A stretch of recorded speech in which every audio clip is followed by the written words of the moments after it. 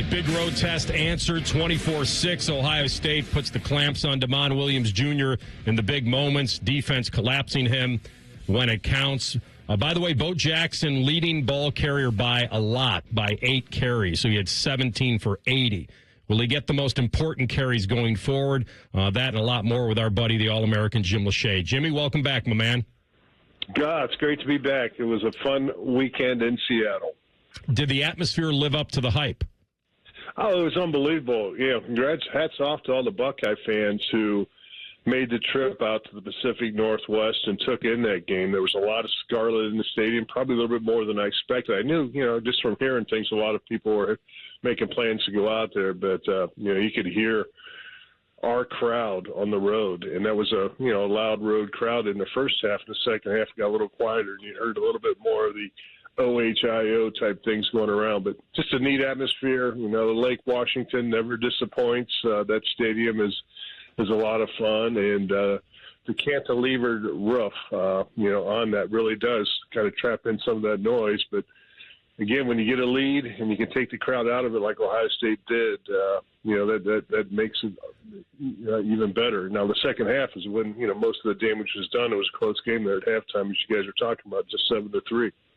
Jim, we were talking a little bit about the offensive game plan, especially early on, and just even outside of this game. I think there's a feel out there that things are a little conservative. Do you feel that same way? And if you do, what's your reason why that may be right now? Well, I thought we ran the ball a little bit more than we passed. Obviously, we saw that early on, but, we took it right down the field. We got a 3-and-out, which was awesome because to start the game, our defense kind of set the tone. This is a team that, had scored on a bunch of consecutive drives in a row. They were great on third downs, and, our defense, forces them to punt. They have a short punt, and, Ohio State gets the ball at midfield and takes it all the way down. And, we get stuffed. We get stopped there on the fourth down, and, that can't happen. That's something that you got to, look at what you're doing with your scheme, your personnel, play calling, all those type of things, and they got to get better down there. You punch that one in there, it might be a little bit different game. Then our team goes out there and Washington gets the ball back. They have their second drive. That's when Jed Fish kind of had some brain farts over there at the sideline. Back-to-back 15-yarders. They're facing a 3rd and 17. They have an illegal snap, in there. So 3 quick penalties for Washington. Looks like we're going to have the ball, right around the 25, 30-yard line, and we have the fumble and give the ball back to them. And, all of a sudden I think that was kind of like, okay, our defense is going to have to bail us out again. And, they did. They got them down 1st and goal. They had a false start. Next thing you know, it's 2nd and goal.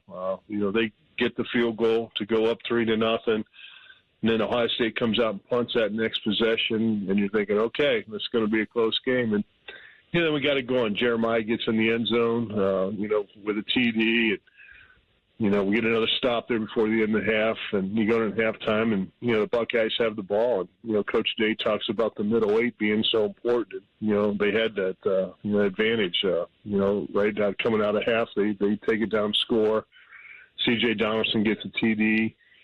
You're up 14-3. You're feeling good about, what's going on. You give up a field goal the next drive. You're like, okay, still a one-possession game. And then, Ohio State was able to take over, after that, getting that field goal and a couple touchdowns after that to get the victory. So that was a good, a test early on, which you would expect on the road. Their crowd was into it.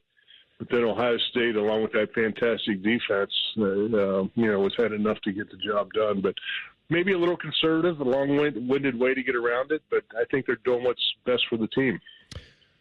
Well, listen, you're right about, one block gets missed early on, or Nate doesn't get into the right gap there, or whatever. I don't think that was I don't think that's a CJ versus Bo Jackson thing. Although some people might say will Bo get the big important carries? I mean, CJ's been a hammer, and he is the guy that's pretty physical. But where are you on the touches? You and I talked on the pregame show, and you successfully predicted when I asked you who's going to be the leading carrier today, and it was Bo. Going forward, does it slant even more, or how do you feel about it? I feel that they're taking the same philosophy they took last year with, Quinn, Sean, and Travion. Obviously those guys were at a little bit higher level coming in, to the season. And now you got three guys. Don't forget about James Peoples. I think he'll do some good things before the end of the year. But, CJ and Bo seem to kind of take those 1 and 2 reps, and those guys. And again, you just had a feeling that watching practice and stuff that Bo was going to get an opportunity, and he did. He got a majority of the carries. But it's a long year, right? You're going to need both those guys, and you're going to want to keep both those guys fresh. When you get into week 10, week 11, you want to make sure that those guys are ready to go towards the end of the year. That philosophy paid off last year for Ohio State.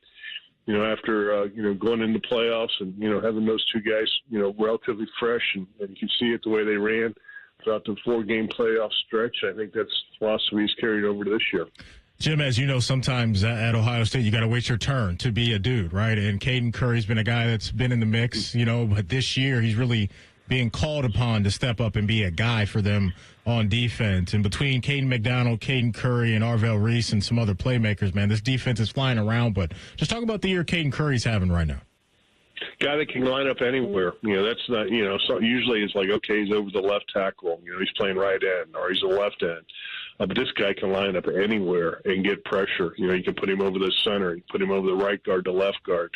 He's got to find a way to get penetration and be disruptive in the backfield. And, that certainly was the case last week against the Huskies. I mean, he was dominating. 11 tackles for D lineman. Are you kidding me? Those guys are supposed to clog things up so your linebackers can make plays. But he goes, I'll just make this play myself. And he was able to do that. That was great. The 5 TFLs, tying a school record. That just doesn't happen very often around here. And he was able to do that. Now 6 sacks on the season, 3 in that last game. Through 4 games, he's on a tear right now, and that's got to continue. The confidence, I think, for him is going to continue. And he'll have, his probably best games are still yet to come, even though that was a great one. I think he's playing with a lot of confidence, and you're right. He did wait around, and learned and decided that I want to be part of this program. Loves Coach Johnson and what he can do for him, and you saw that step up. But the Cadens were unbelievable in that game, and that's going to have to continue. And, it's going to pick up some other guys. So, Kenyatta Jackson, his best football still got to be in front of him. Same thing with our other defensive tackle, whether it's Malone or Houston. Those guys are going to have to step up and fill because you're going to need all 11 guys on that side of the ball. And I think these guys are given the blueprint of, how to get it done. Other guys can adapt their game to go out there and find a way to be dominating as those two were last week. Jim, great job, man. As always, you got a night game coming up this week, and then it's back on the road for a couple. So you'll get right back into the swing of things, my man. Thanks for jumping on, as always. Anytime, guys. It's Jim Lachey with us, former All-American Super Bowl champ on the Bryant Heating Cooling Systems Fan Guest Hotline.